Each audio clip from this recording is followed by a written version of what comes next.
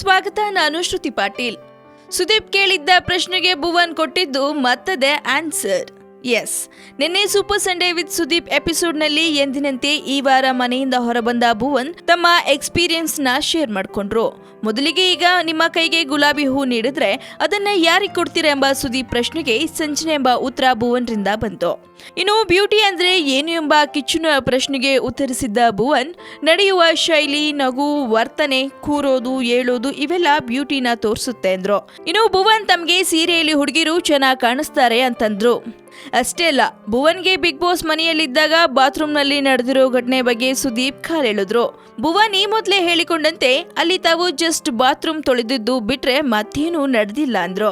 ಇನ್ನು ಸಂಜನಾ ಬಗ್ಗೆ ಮಾತನಾಡಿದ್ದ ಭುವನ್, ಅವಳೊಬ್ಳು ಒಳ್ಳೆ ಹುಡುಗಿ, ಗುಡ್ ಹಾರ್ಟೆಡ್ ಅಂತ ಹೇಳಿದ್ರು. ಬಿಗ್ ಬಾಸ್ ನ ಮತ್ತಷ್ಟು ಇಂಟ್ರೆಸ್ಟಿಂಗ್ ಸುದ್ದಿಗಾಗಿ ಸಬ್ಸ್ಕ್ರೈಬ್ ಮಾಡಿ ಫಿಲ್ಮಿ ಬೀಟ್ ಕನ್ನಡ. ಹಾಗೆ ಈ ವಿಡಿಯೋ ನಿಮಗೆ ಇಷ್ಟವಾದಲ್ಲಿ ಲೈಕ್ ಮಾಡಿ, ಶೇರ್ ಮಾಡಿ.